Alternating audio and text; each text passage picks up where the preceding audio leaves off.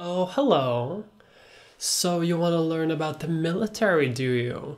Well, we're gonna dig into that very quickly.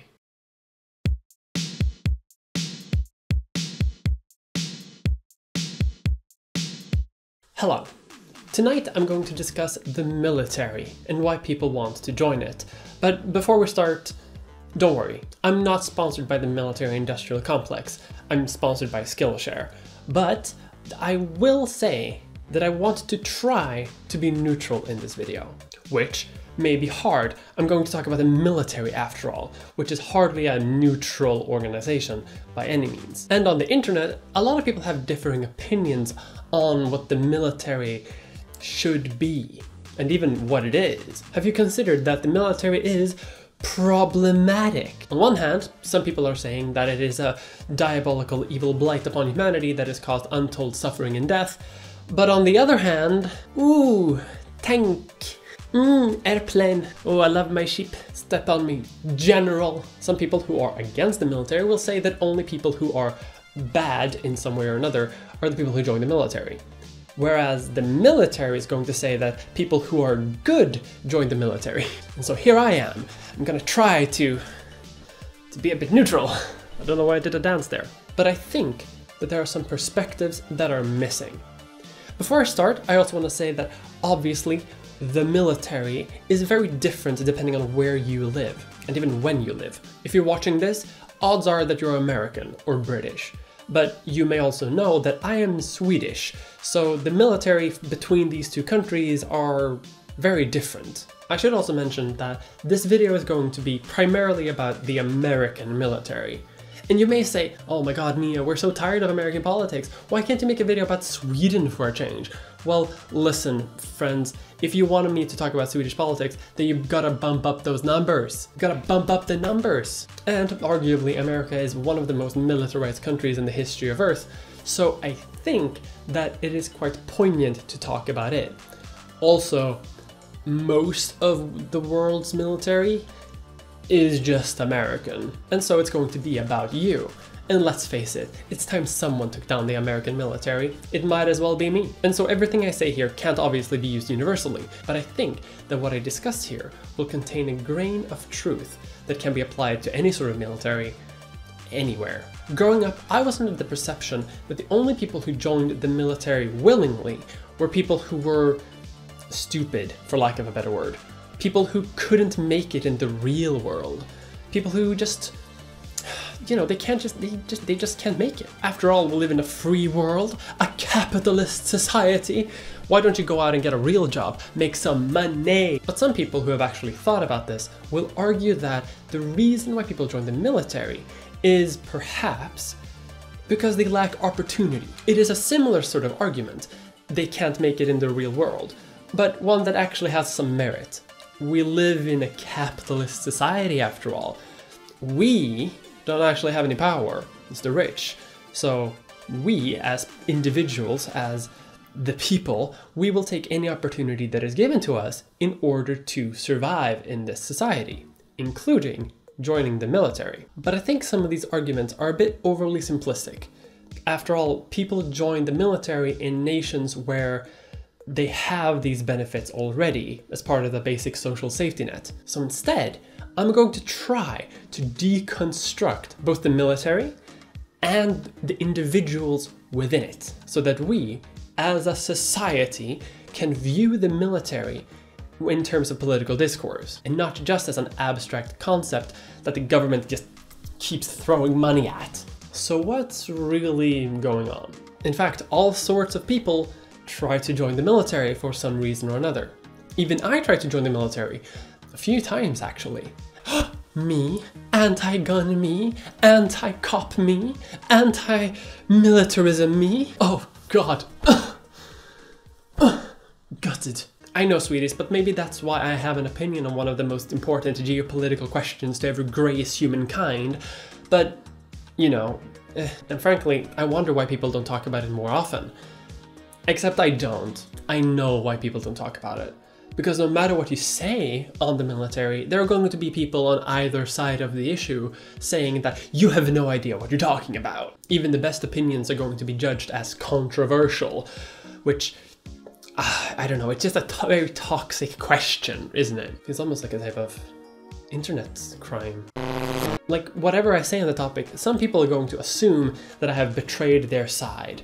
And then on the other hand, I'm going to have people who have proudly served giving me endless messages in my comments saying that I have no idea what the military is actually like. So before I start anything, let's just call me a gullible, bootlicking, pacifist coward, draft-dodging libertarian socio-fascist with agricultural positivist counter tendencies and get it out of our systems. I had to write that down. Ugh. Okay, you feel good? Okay, but before we start this, I want to begin with a little personal tale. Once upon a time, in an age before transgenderism, I wished to join the Swedish military. Growing up, I was a little trans stuck in a cis person's body, which, as you know, is complicated, and this led me to having issues with my manhood, so to say. Not like that. Well, I guess that depends on how you define issues. Basically, as a young person, I had troubles expressing my masculinity. So I figured there's nothing more masculine than joining the Navy. So, as a young teenager, I decided to join this summer program that was basically designed by the military to shuttle kids into recruitment. And so in high school, when the summer started, I just got shipped off to some island with some other misfits to sail boats and learn radar equipment. Truly stunning summer holidays, I tell ya. Basically what I would do is undergo a very simplified version of basic training. You learn how the military operates, you learn how to pass through recruitment, you know how to best do the tests that they provide you. Basically, it's a sort of preparatory program for becoming a soldier, or specifically seaman, I guess. And it doesn't start out very advanced, but as the years go on, you do more and more military things. It didn't take long until I was at the gun range getting weapon certificates, or getting radar certificates, or vehicle certificates. I got a lot of certificates. I've lost them all though, and for me, these summers were actually great, because let's face it, I would have spent the summers playing World of Warcraft anyway. Plus, the military is good, right? Spreading democracy across the world, doing humanitarian things, right? Right? And the idea was that when you finish this program, you get sent off with all of your certificates and you apply to the military and you basically get shuttled in directly in a way because you have all these preparatory signifiers and you're done, you head in, pip pip, and I did apply to serve because why wouldn't I? I am a servant of democracy and I was pretty good at soldiering and I got rejected. Turns out I was just too trans, baby. So you'd think that I would know why people join the military. I could just make this into a half-an-hour video talking about my own personal experiences as to why I chose to do it. But that would be anecdotal, and that's not what we do here. This is, after all, a history channel, so that is what we're going to do. But more than that, this is a Mia Mulder video, which means it is time to get erotic. And of course, present plant. But jokes aside, I am also going to provide some medium takes, I guess. When I talk to people about the military and why they want to join, many see the individuals as doing something actively malicious and almost unreasonable. It's obvious that the military is bad, it's obvious these things, it's obvious that a ghost is haunting Europe and its name is Communism. Obviously, it's not actually that obvious or simple. And of course I'm going to present some hot takes that is of course going to be searing hot to my regular viewers. What if the military is bad actually? But what if I said that as the world is today, there are perfectly logical explanations as to why anyone would want to join the military, even if I think that they shouldn't. But of course, this is a video essay on youtube.biz, so instead of having a 10-minute video with a few listicles talking about why they do it, I think it's more fun if we first dig into why the military is the way it is today. And of course, some funky lights.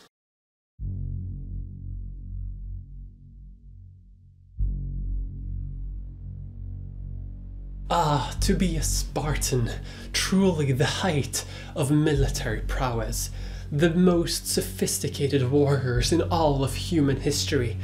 Oh well, enough Xbox. To understand why people join the military, I think it's important to have a grasp about what the military even is in the first place. I'm sure a lot of you have answers to what it is, but I want to have something that isn't just based on gut feelings or propaganda. Plus, it's always nice to have a refresher course. The concept of being a soldier has existed for longer than recorded history, which means that we've had the military longer than we've had writing, which just means that we're not viable as a species, really. By deciphering ancient human writing, we can see that concepts like the military and infrastructure to support it are seen as long-standing established concepts, which makes sense.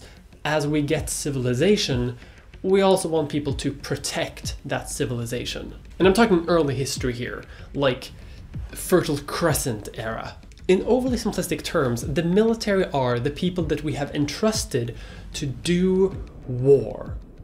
These are the people that we have trusted to have weapons, with the hopes that they're going to use these weapons to protect us and to serve our interests, whatever they might be. Basically, they are the people who get to have all the weapons, and they promise to only use them when it's absolutely necessary. They promise. Promise. Don't worry about it. Usually, a military is subservient to a civilian organization, and that is the case today and has been the case in a lot of military history. But the military is not a branch of the government. It is its own entity. It has its own command structure and own social norms. It operates as an independent agency. It's just that we trust it to help us because we support it. Soldiers need clothes and food and weapons, and soldiers make bad farmers.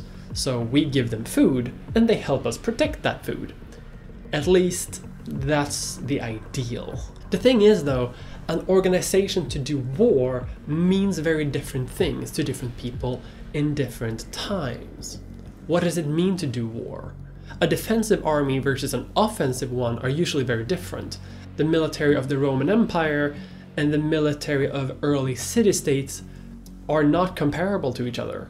And some universal concepts that we can discuss are its impact on the wider world, on civilian society. Obviously, the impact of the military is vast. Whole empires have been founded, destroyed, expanded, and shrunk because of the military. It is something that in history is foundational, which is why a lot of people just want to study military history, even though it is by far the most studied part of history, and therefore it's just not that interesting anymore. Which is why I don't actually care about things like troop movements or historical militaries. I care about their sociological impacts, because I'm boring like that. But as I mentioned, the military is an independent organization, and sometimes they've managed to provoke grand historical change on their own. Basically, the reason Rome became an empire is because the military wanted it to be. Some people that were in charge of the military realized that if you have all the weapons, you can force people without any weapons to do what you want. A concept that we need to understand is that the military and civilian life are fundamentally different from each other, both in terms of function and purpose. This is why we have the distinction between military and civilian life. Now, the military is supposed to be in cooperation with civilian life. However, it is a completely separate entity, which is why it can sometimes function as an independent, parallel society. But why did people join it? Let's start simple, by circumstance of birth. Some people were born as nobles, who for a significant part of history basically had war as their job. You're a lord, you're not gonna go out and work in the fields, you have a different responsibility. You protect the peasants so they can work in peace, and all you ask for is a small share. You protect them from bandits, they give you food. It's a good exchange. Voluntary feudalism is actually the most fair and ethical system of governance that there is, and anyone else is just idealistic. This is just the way the world is. You're just envious that or you were born as a peasant and you were forced to join the military. And in a choice between going to war and maybe dying, or disobeying your lord and definitely dying, the choice is pretty clear. Over time, however, society begins to develop. Civilization starts to exist, and people started to realize that, hey, soldiers actually become better if they want to be soldiers, if you don't force them. And so eventually we start getting paid soldiers. And so now we have 3 categories. We have birth, force, and money. Basically, if you make sure that your soldiers have a regular paycheck, they're less likely to revolt, desert, or just not do what you want them to do, just as long as you make sure to actually pay them, because if you don't, suddenly you have a bunch of people with a lot of weapons who are angry at you. Obviously, one can discuss how voluntary it is to join a military for payment when you live in a society where you basically have no options at all. You can either work in a field and probably die, or go to work in the military, get a paycheck, and maybe die, but you're still gonna get paid fairly okay. And this is a problem that exists well into today, and we'll get to that. It's hard to know how many people volunteers to join the military just because their farm is failing, or because you can't sell any clay pots. If you don't earn any money the normal way, maybe the military is the only option that exists. And is that really voluntary? It's also important to mention that the military was, for most of human history, not something that everyday people had control over. It was something that was definitely almost exclusively dominated by noblemen, who were also the same people who made the political decisions around you. You probably wouldn't have had any actual power. Today we view wars in a sense of, this is horrific, this is very, very bad. But for most of history, it was seen as the natural endpoint of diplomacy. If you can't convince the other side of what you want, just grab up a bunch of soldiers and force them to do what you want. It was simply a tool to use, and not something that was seen as a last resort measure. It was seen as normal. And so for most people, it was seen as something unfortunate, but not necessarily unexpected. It was seen as a part of being in the world. The military acts in service of the elite, the noblemen.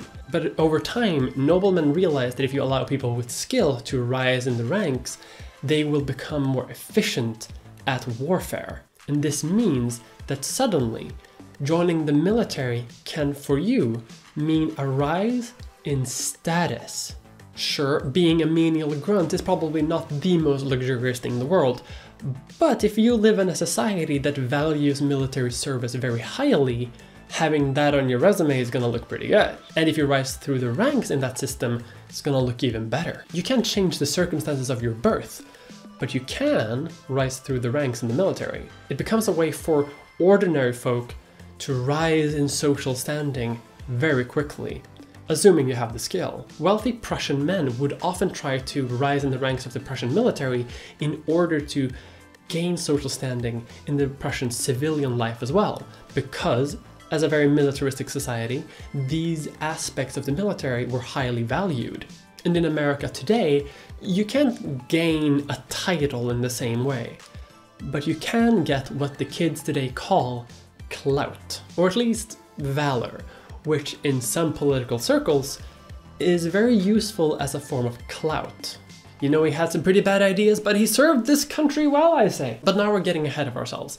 The point that I'm trying to articulate is that the military can exist as a sort of parallel society to civilian life. A way to gain status, a way to belong, a way to exist that is sustainable for an individual, but that is not part of mainstream civilian life at all. In the real world, if you want to gain money or status, you need YouTube subscribers. Please subscribe. Or money. Please go to my Patreon. You don't have to think about that. All you can focus on is getting promoted.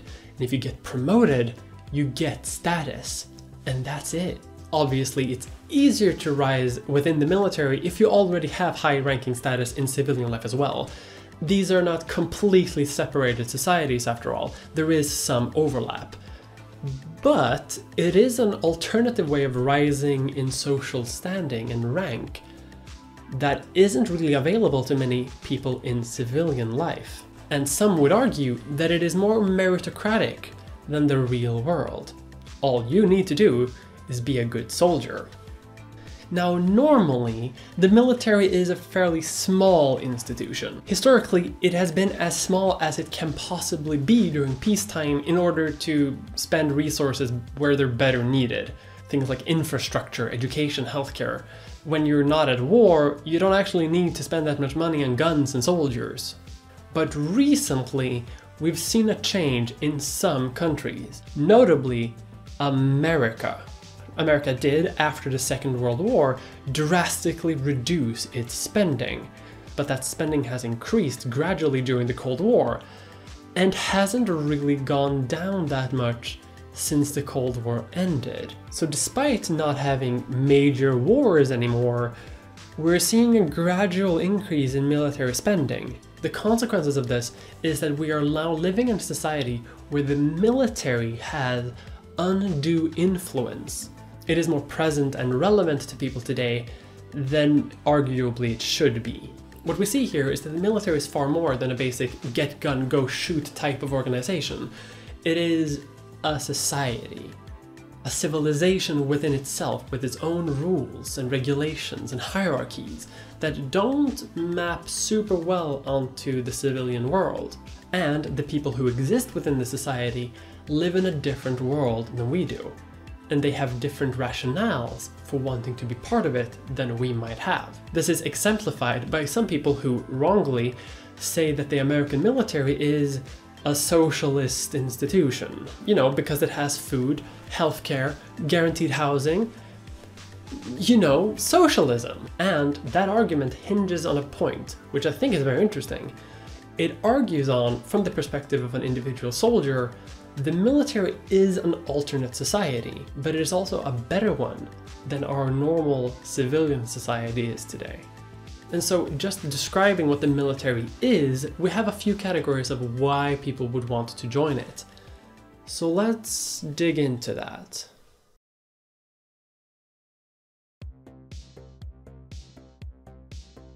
Why anyone joins the military?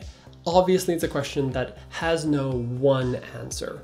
You could arguably say that it has as many answers as there are soldiers, which, I mean, isn't really helpful to the discussion we're having. The military of today is obviously a lot different from the military 100 years ago, and the wants and desires and pressures of normal everyday life changes every single day. And all of these things obviously affect the answer. Ideally, in times when the military has a choice, the military prefers people who want to be soldiers.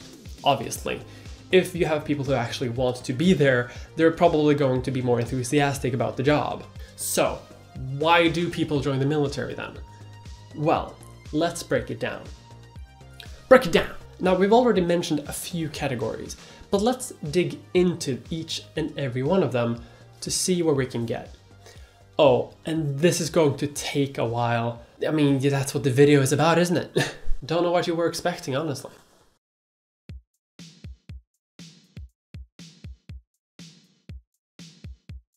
Hang on, birth? This is in the Middle Ages. We're not born into noble families who have to lead armies anymore. What is this? The world has changed, Mia. Calm down. Well, listen, I got this outfit and I'm gonna get my damn money's worth. Well, I think it's important to talk about a concept that exists in very military-focused societies that, to me, as a pacifist Swede, have a hard time understanding sometimes. The concept of military families. While no one is born into a position of leadership anymore because of the circumstances of their birth, there are people who are expected to serve for different reasons. To keep up family tradition. My father served, I too must do my cause for the war. And if the military has provided wealth for a family, you can see how the military sounds like a pretty decent option. It worked out for my dad, worked out for my brother, I may as well enlist as well. But remember how I said that the military acts as a separate society. That's a pretty important part. Some studies show that people who are in military families often know more people who are in military families, which makes sense. But young military families are more likely to only know other military families. In families like these, it's not uncommon for the majority of income to come from the military, for the majority of social connections to also come from the military. What this means is that these families are more isolated from the rest of society, and even though they are part of civilian life, they are still heavily influenced by military culture. Here is the overlap from military to normal society. And this changes your perception of the world as well. 51% of military families, for example, said that America is the greatest country in the world. I mean, only 41% of non-military families, America, darling, you have issues. You're not the greatest country in the world, honey. But these things are going to inform the way you view the military. And it's going to color your impressions when people criticize it as well. It's harder to leave when you already have a foot in the door. This becomes even more intense as military families are typically more Republican, more conservative, and, obviously, are more likely to apply for military service. This makes this group heavily overrepresented in military groups, which only furthers the isolating effect that they're already experiencing. And this has consequences for the military overall. But to be honest, this isn't really the big one that people talk about. I just wanted to mention it here because I had the outfit. It's fun. But so let's move on.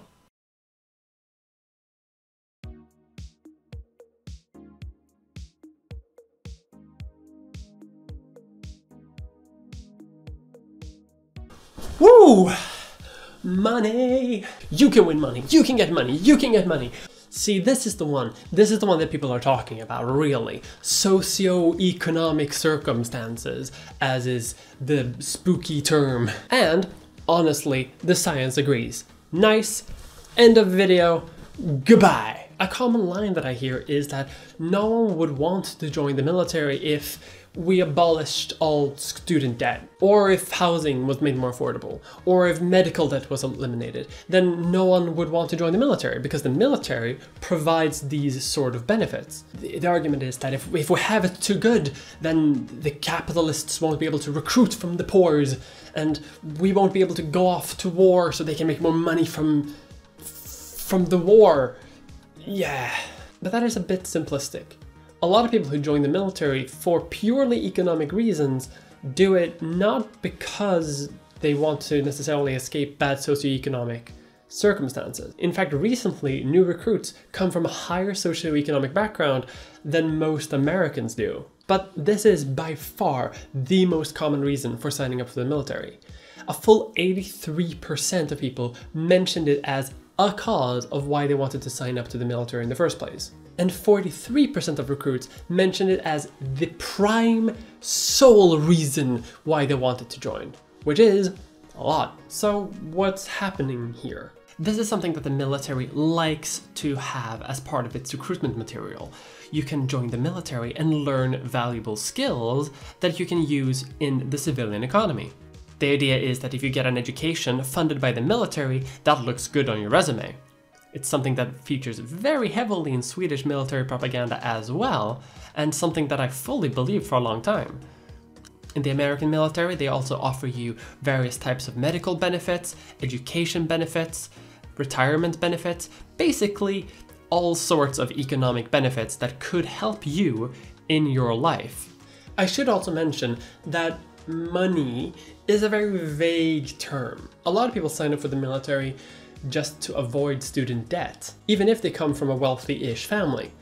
For some people, it just makes logical sense to have the government pay for the bill instead of daddy. And a similar argument can be made for things like healthcare debt. So it's hard to say if people are doing this to escape poverty, because that's not really what the data shows, even if it is something that is definitely happening. There are also a significant number of people who sign up to the military for the goals of their career. Obviously, for a lot of people, the military itself can be a career. But we also have to remember scale here. What is happening here is not that the military is actually being joined by all sorts of people. What is happening here is that for some, it is one of several options, whereas for others, It is one of a few. American military recruiters heavily focus on poor areas because that is where they know that they're going to get the most traction. So these are two different reasons: escaping poverty and advancing your career. They sound similar, but they're very different. But the military has a vested interest in only portraying them as being the same thing, as being a career opportunity. But of course the consequences are very different depending on which of these paths you have to take. For example, in American schools, military-style training programs, like the one that I was part of, are far more popular and widespread at schools where students are classified as being under the poverty line. In wealthier school areas, though, these programs are either less used or less promoted. In the school year of 2011 to 2012, Army recruiters visited poor schools 10 times more than they visited rich schools. JROTC is a program that targets kids and offers strong incentives to join the military, with the promises of, again, giving skills and experiences that can help you in later life. And it's a very similar program to what I did in my own high school years. Programs like JROTC primarily target people who are poor, so these people are overrepresented when it comes to military recruits, because those are the people that recruiters are targeting. However, these programs aren't exclusively for the poor. Sometimes rich people do also sign up. But this brings us to another reason why people join the military.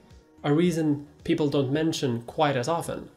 It offers status as well.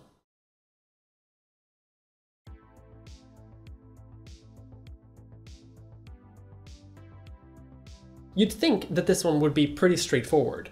People join the military, they are viewed as heroes in society and gain status. People want that, but it's important to define here what people mean by status. For example, 150 years ago, Prussians may have wanted to join the military to gain political power. And that is a type of status too. But we are millennials and Gen Zs. These are the people that the military recruits today. So we value status a bit differently. Things like being able to travel, see the world, being able to have an education, being able to have no medical debt. What I'm saying here is that a lot of people join the military out of a sense of wanderlust, because that is basically what a lot of people in our generation sees as something of high status. I get that this sounds like the money argument all over again, but it isn't. It is overlapping, sure, but what you're wanting here is not just the money, but the status of being independent. To be able to live the American dream that for a lot of us just isn't available. But I should also mention that some people want to join the military in order to escape a negative environment, which may be connected to escaping poverty, but is technically a separate thing. What is meant by this is that some people want to escape the perception of being from a poor area or being from a bad neighborhood. It allows you to move from a community that is viewed negatively to a community that is viewed positively, and that is also a form of status. The money plays a big part, but some people care about the perception more than anything else. What we're seeing here is yet another example of the military operating as an alternative society. A society that, if you join, has a baseline reputation, status, and income. And a lot of people would rather be seen as part of this society rather than whatever part of society that they came from originally. And this works very well into what the military often wants to do: create an identity within itself. And they want you to identify with that. And this leads me to another point. If you watching this don't care about the military at all, you may not understand how gaining rank will increase your status in the real world. I don't really care if someone around me is a corporal or a sergeant or a captain or whatever. I don't care. But obviously, within the military, these ranks matter. And this effect only intensifies if you are part of a society or a family that also shares those values. So while you and I may not care about rank, the people who want that rank definitely do. It is an attainment of in-group status. And it is a type of status that is very easily understood of how to get. If I want to increase my social standing in the real world, I have to get YouTube followers. Ugh.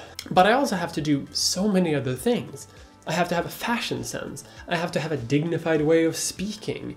I have to know what to do with my hair. I have to be social. I have to do events. There's so many things involved, and honestly, I don't really know all of them. And the thing is, no one really does. But in the military, there's a clear and guided principle for how you can rise through the ranks. So if you don't want to take part of the normal societal status, you can just join the military and have a way easier time of it. But all of these reasons work when we're talking about dozens and hundreds of people, when we're talking about graphs and statistics. But it doesn't really explain why an individual might choose to join. Sometimes it is a question of ideology.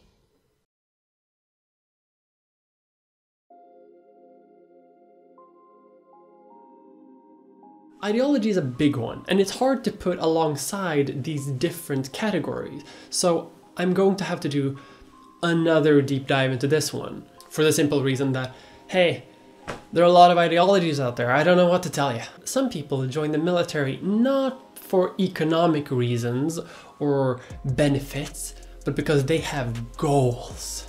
When people talk about ideology, there are a few that people talk about in relation to the military. Obviously, the first one is militarism. There are some people who are just die hard into the military, think it's great, think it's a perfect way to do diplomacy, think that the military is just a great tool to use. America is a great country. We have the best things, and we should spread those things through force if necessary. There's also sometimes an over-reliance on these economic factors. As lefties on the internet, though, that is something that we usually focus a lot on. But I think that there are more interesting reasons as to why some people do it. Again, the overwhelming majority of recruits join for this reason, and I don't want to take away from that. But there are some who join for different and sometimes dangerous reasons. Militarism is a term used to describe when the functions of a society is viewed as synonymous with the functions and goals of the military. However, a byproduct of this is that the military becomes a powerful political institution itself. Basically, the people in charge can use the military in order to stay in power. That's not to say that they use the military to force themselves into power, but rather that politicians can influence the interest in the military to gain public support, which is something that a lot of people within the military industry would also want to support, which is why you see people who are pro-war are often funded by a lot of weapon companies because they will make money from it. And the military is fine with it too, because they will get more money, more attention for themselves. And so it's a win-win between industry, the military, and political leadership. And all because the military is so highly valued. Now this is problematic, but it's not dangerous in and of itself, but it can lead to very dangerous ideologies, which is how it connects to the individuals who want to join the military. Some people are overly patriotic and see the military as a good tool to spread patriotism, to spread the values that inspire you in your nation. And if you are so dedicated to this cause that you are willing to spread these ideas by force, militarism evolves into jingoism. When I tried to join the military, my reasons were more practical than ideological. I didn't really believe in the cause of the military, but I figured that it's a good paycheck and I have nothing really else to go on. I did meet some other people though who had some very different reasons for wanting to join the military. One was, for example, a guy who literally was just there to date. That was his thing, wanted to meet other sailor boys to enjoy the sea with. I remember being somewhere up in the Scandinavian mountains, gathering firewood in negative 30 degrees Celsius for some sort of winter training, and he goes and finds some piece of wood.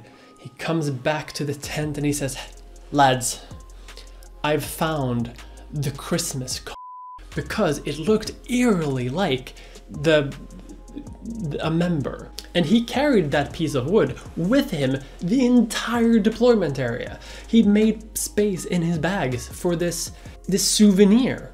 And we all loved it. We made songs about it. That is some true, deep camaraderie. He didn't actually end up joining the military. I think he went into banking or something, but he is someone who wanted to join the military for a very unique reason. I have other memories, though, that were far more common, of people who wanted to join the military in order to do bad things. Another squad mate was a raging racist, and he did it quite well in public and in front of the officers, but sometimes when you were on guard together, he might come up to you and be like, hey, don't you think that we're being invaded almost already? Don't you think that we're being replaced? And he wanted to join the military in order to be deployed and solve the problem at its source. He didn't get into the military, thankfully. Outside of that one guy, though, the group gelled pretty well. We were mostly out sailing boats, building snow forts, and having just a grand old time. And this brings me to an aspect that I think is more attractive than people realize. Community. Joining the military because of community is something that I, as a teenager, found very enticing. Even though the people in the squad were very different and came from radically different backgrounds, that doesn't really matter when you're in a gun range together, or when you're on deployment, or when you're training in negative 30 degrees Celsius. You just kind of hang out, focus on the tasks, and you kind of become friends very quickly. There is a camaraderie in the military, and that is something that, for people who don't have camaraderie in real life, who lack community, is very attractive. This brings me to another point, though. That people join the military because of hopelessness. I didn't feel hopeless at the time, but looking back on my teenage years, I can definitely see that I was a teenager in pain. I didn't know where I was. I had no idea how to express myself, and I felt that I didn't fit in. Now I know it's because I'm a However, if you feel like you don't fit in to normal society for whatever reason, it can be attractive to simply reject society and embrace a new one. That is something that isn't really possible in many aspects of life, but it is possible in the military. And if you do join, the camaraderie that I mentioned can be hard to leave. It becomes an almost cult-like feeling where you have your squad, they support you. Civilians don't understand you, they can never understand you, but your squad always will. Better yet, if you have existential dread or anxiety about the world or your place in it, the military offers quick and easy solutions to all of those problems. You don't have to worry about rent anymore. Education, they'll get it. Healthcare, don't worry about it. They gotcha, it's fine. Don't worry about it. The military will provide everything for you. Don't worry, just here, take the gun and go for it. Go fight. Go fight in the war. Go, go, go. It's fine. We'll fix everything for you. I should also mention that there is also several layers of hopelessness here. One reason I felt so at home in the military was because I wanted to reject anything that was femininely coded in my life by embracing the traditional masculinity of the military. This was a common trope I encountered with people I spent time with there. People join in order to rise in patriarchal status. But also, what's the deal with this stock photo I found when looking for masculinity? I would be amiss if I didn't mention, though, the thing that's most probably commonly mentioned in military propaganda or recruitment ads. The idea that the military is a good guy. Another way hopelessness can express itself is something that I felt myself, as well as some other recruits, that we would never really amount to anything, and that we could go out into the world and maybe do some good. I remember saying one time, I'm not going to win a Nobel Prize, I'm not going to amount to anything, but if I can go to Afghanistan and maybe save a young person's life, and they go on to achieve something, the world will have had a net benefit, which is a pretty weird way to view at just anything. Because one, it's really bad self-confidence. And secondly, it kind of puts me in the shoes of like, oh, is it really up to me to go and determine how I save someone? And thirdly, it's a complete misunderstanding of how the military works. Statistically, me being there is going to cause more harm than good. In short, a lot of people who want to join the military think that they're doing a good thing, either for themselves or for the world. The military becomes a sort of adoptive family that will take care of you. And from your perspective, all you have to do is follow orders. You don't have to worry about rent or long-term plans or education or healthcare. You just join the military and your next 2 decades are just planned out. You don't have to worry about it. It's fine. Existential dread who? Not me. Remember how some people claim that the military is a socialist society? Wouldn't you want to live in such a society? Wouldn't you be willing to fight for it? And sure, hopelessness probably isn't an ideology in the traditional sense, but there are some people who join the military not for any of these reasons, and not because they're hopeless in their own life, but rather because they have no hope in society. There are some people who join the military with the express purpose of changing civilian society, using skills that they can only get from the military.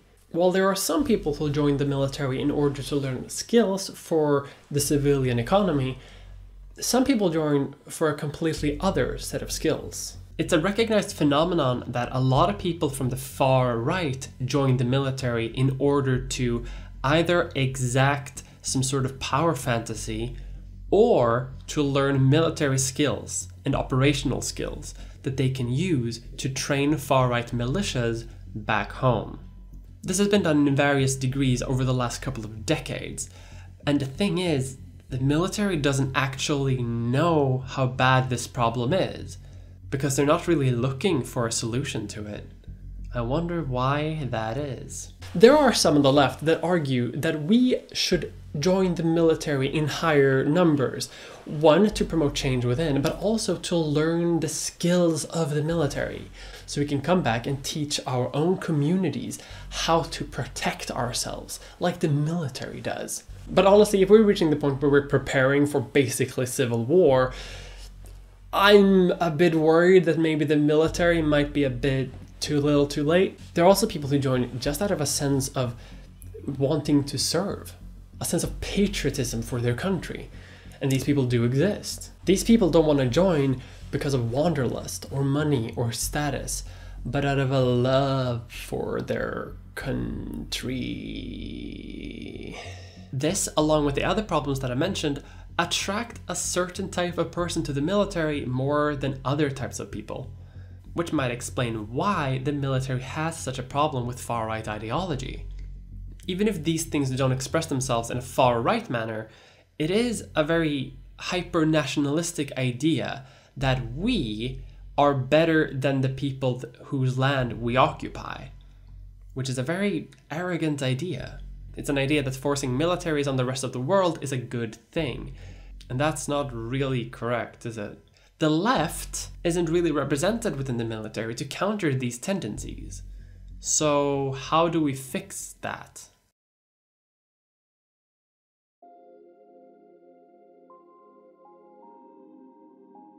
Some will argue that the only way to avoid these problems is to have a draft, or a conscription in any rate. Basically, a way to make people join the military who otherwise wouldn't really have done it on their own accord. The argument says that if you have a completely voluntary military, the only people who are gonna join are these people who are completely bonkers. And you don't want that. A conscription then makes sure that the military is equal in terms of socio-economic backgrounds, class, education, all sorts of things. Finally, communism. However, I find that a lot of people who present this solution completely misunderstand what a conscription or a draft actually does. It presents us with two main questions. One, how much do we want to force someone to join the military? And secondly, is that okay? For example, I live in Sweden and we have a sort of conscription system. We had it for a long time, then we got rid of it, and then we almost instantly got it back because no one wanted to actually join the army anymore. So you'd think that this is a sign that it's working, that the conscription actually does get people into the military. We don't have mandatory service like some countries do, but we do have a system where when you turn 18, the military sends you a little letter and be like, hey, you should apply. Come to a recruitment thing, and they give you like a little time thing. They send it in and you go to an interview and they see if you are a good candidate to be taken into the army. Obviously, if they're going to conscript people, they want to make sure that they only get the best people. But what also happens is that during the interview, if you just say, I don't want to be part of this, odds are they're just going to let you go. Because people who don't want to be soldiers make pretty bad soldiers. So it doesn't actually provide this playing field that people think that it would. It just presents the opportunity to people who wouldn't have given it a second thought anyway. They get the letter and go like, huh, yeah, I guess I could do that. I guess I could join the military. That seems like a good option for me. It is debated how much of an effect this has of actually smoothing out political inclinations in the military. But it doesn't actually prevent anyone from the far right from joining anyway. And obviously the draft would be sent out to people who are completely bonkers ideologically as well. And if you think we should have a conscription in order to smooth out the ideological baseline of the military, then that leaves us with two questions. How much can we force people to join? And if we're okay with forcing people to join, is that the world we want to have? And some people would argue, well, it's better than letting the far right have control of the military. You know, they're gonna take it, they're gonna learn their skills, they're gonna go back to teach our militias, and then it's gonna be completely mayhem when the revolution happens. Whereas I would say that the best way to avoid this issue is to disarm the military more and more. I think that this moral question is very important. Because if we're okay with the military forcing people to serve it, or even just presenting the possibility, we also have to deal with the reality that the military will lie to you. Because that is something that they're doing. At which point, the choice that the military presents to you is not actually an informed choice. The thing is, the military lies to you. It is completely and utterly manipulative. There are interests in the world that have a vested interest in wanting you to think that the military can do no harm. Or, if it is doing harm, it's not actually that bad. Granted, today it's not run by nobles, it is still run by normal commoners like you and me, but it's not really though, is it? Politicians today are heavily funded by weapon companies, or if not weapon companies, tech companies or other types of industrial interests that have a vested interest, again, in wanting wars to go on. The concept of what the military-industrial complex even is kind of hard to define in a very short video. It is the mutual interest and cooperation of industry leaders, politicians, and military leaders to promote a common ideology, as well as to make money. Politicians want to stay in power, the military wants to have good guns, and the industry leaders want to have a lot of money. They can support each other and by so doing reach their goals. And in order for that to happen, they need people to hold the guns. While the military is a parallel society that may look attractive, it is important to note here that it only looks attractive with some benefits. It is a parallel society, but it also has problems that normal society also has. Except we, as a mainstream society, have very different interests and goals, and so we all have an interest in trying to have a standard good baseline for how society should operate in order to make the world be less bad. But the military doesn't have that because it has one goal: warfare. So social problems have a tendency of not being of high priority. This means that problems such as homophobia, transphobia, harassment, bullying, and other things that I can't say out loud for fear of YouTube shutting down this video are far more problematic and prevalent in the military than they are in civilian life. But you wouldn't hear that from an army recruiter. Moreover, there is a lot of data to support that going through the military doesn't necessarily mean that you'll end up more highly educated. It may lead to health problems that may cost you more than the health benefits that you receive from the military. And of course, there's a lot of evidence that people who are in the military are more likely to develop psychological trauma, especially individuals who go through a full tour of duty and then leave the military. So all of these benefits look nice, but they come with a high cost as well. And so you have to ask, is it really worth it? Even the ideas of why we go to war in the first place may not play into your idea of what is actually happening. You may want to spread democracy. You may want to help people, diffuse minds, build schools, but you're not going to do that in the military. You're more likely to go and secure oil fields for private companies. And if you don't believe me, here's how they planned out to get that oil. The State Department's Future of Iraq Project Oil and Energy Working Group met from February 2002 to April 2003 and agreed that Iraq should be opened to international oil companies as quickly as possible after the war. At the same time, representatives from ExxonMobil, Chevron, ConocoPhillips and Halliburton, among others, met with Cheney's staff in January of 2003 to discuss plans for Iraq's post-war industry. For the next decade, former and current executives of Western oil companies acted first as administrators of Iraq's oil ministry and then as advisors to the Iraqi government. Before the 2003 invasion, Iraq's domestic oil industry was fully nationalized and closed to Western oil companies. A decade of war later, it is largely privatized and utterly dominated by foreign firms. Of course it's about oil, we can't really deny that. I am saddened that it is politically inconvenient to acknowledge what everybody knows. The Iraq War was largely about oil. People say we're not fighting for oil. Of course we are. And the thing is, I had this instinct as well. I wanted to go and diffuse minds. I wanted to protect trade shipping, and I wanted to protect schools. These were the things that I wanted to do with my skill set. But more likely than not, that's not what I would be doing. And here's the thing, I can't actually blame a lot of people for not knowing most of these things. Doing research for this video was a nightmare, because trying to find unbiased sources on why people join the military is a nightmare as well. There are hundreds of militarily aligned organizations that will produce studies that just so happens to affirm what the military is already saying. Remember how I said that the study conflated poor people and wealthy people who apply to the military for career reasons? They do this in order to obfuscate the fact that they are not the same group.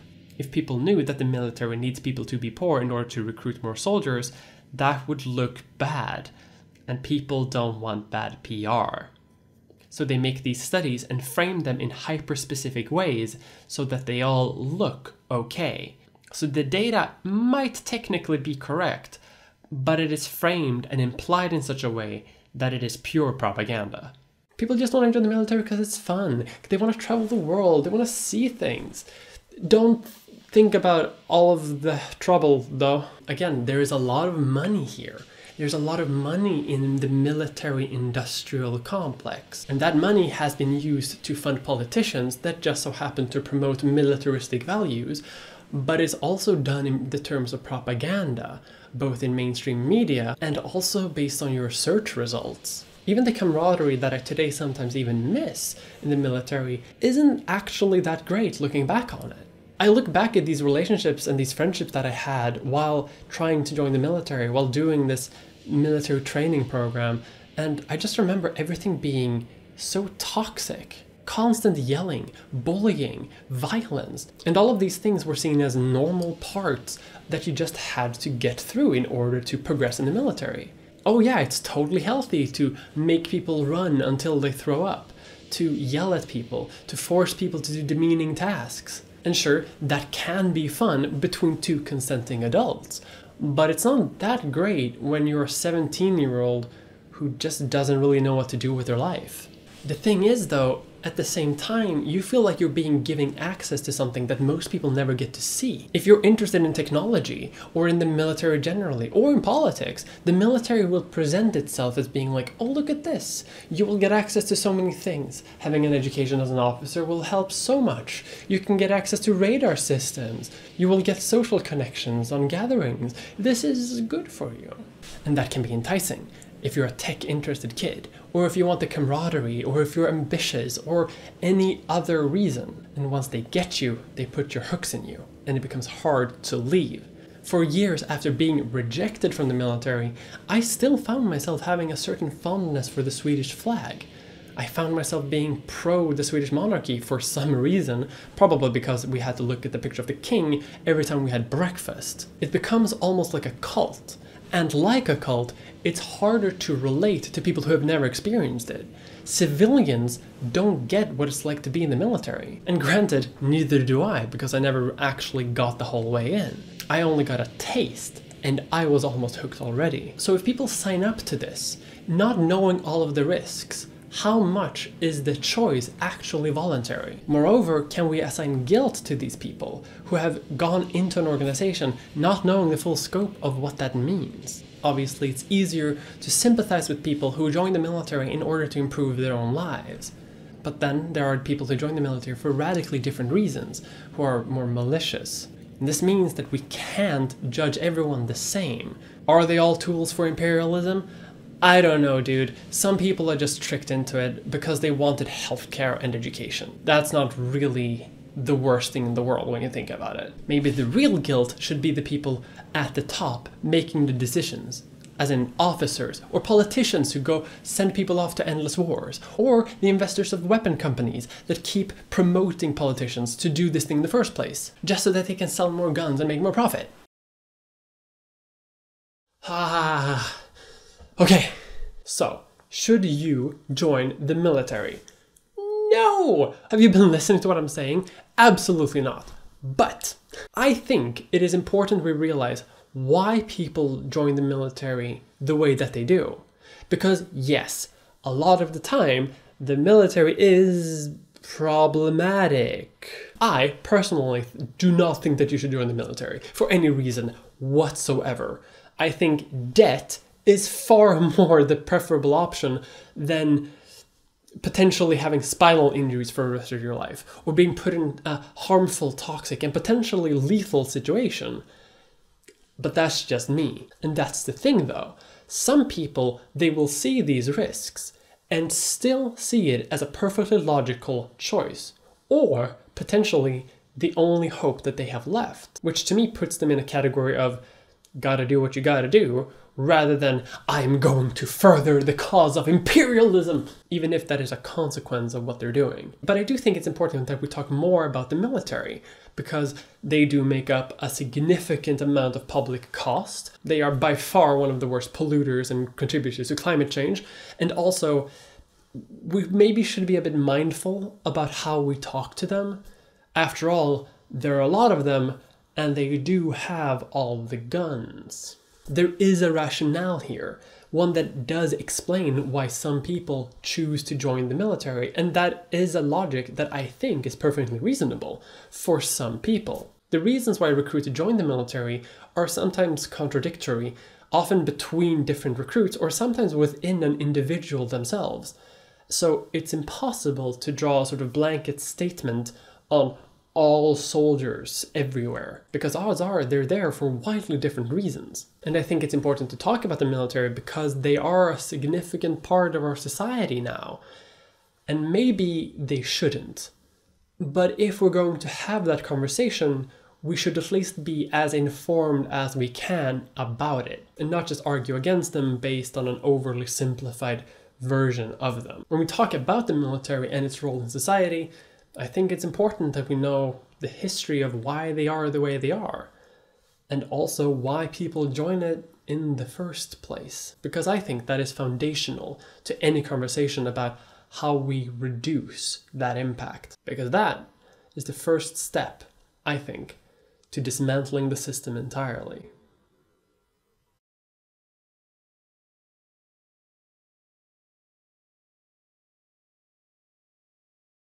Hello? Hello? Can I interest you in talking about joining the military? Did you know that you can actually learn many different skill sets by joining the military? Oh, you don't actually have to do that anymore. No, you see, there's another way to get skills. You can just go online to Skillshare.com. The sponsor of this video, Skillshare, is an online learning community with thousands of classes for creative and curious people. It's designed specifically for learning, so there are no ads, and it costs less than $10 a month with an annual membership. I can personally recommend Productivity for Creatives, which helped me get this video out on time. Oh really? You mean I don't have to send myself overseas to fight in endless wars? I know, it's so practical. In fact, the first 1,000 people who click the link in my description will get a trial access to Skillshare Premium membership. I'll do that. Thank you for watching that video. I worked really hard on it, and I would really like it if you would hit the like button, maybe leave a comment if you liked it, and maybe subscribe, hit the bell perhaps, it really helps the channel. It's a new year, and you may have noticed that my more recent videos have gotten a bit of a facelift. That'll keep going, and I hope that it keeps improving. I want to thank all of my patrons so much, and I want to give a special shout out to Alicia Crawford, Alki Historiker, Amanda B, Athiet, Austin K, Autumn, Catherine Stenson, Christine Gutierrez, Cobrasphere, Dana Ferguson, Daniel Gollan, Emil Rutkowski, Emilia Clark, Erin Kitchen, Fox Kant, Hannah Richards, Jade C, Jane Lusby, Janelle Torgesson, Jareth Arnold, Jim Sterling, Jonathan Wardrell, Jörgen Danielsen, Joshua Anolik, LPQ Silver, Linus 2.0, Melwin Soa, Michaela, Morimer, Natalie Kapoor, Nia Pasaka, Nork 426, Pat, Phobos 2390, Rose Brunton, Riley Knox, Salmon Moose, Sitzeries, The Bread Santa, Thoros of Mir, Tiffany A, William Fu Hustle, Vinder, Vivian Crow, Wolfgang the Grand High Exalted Wizard, and Soya Kant.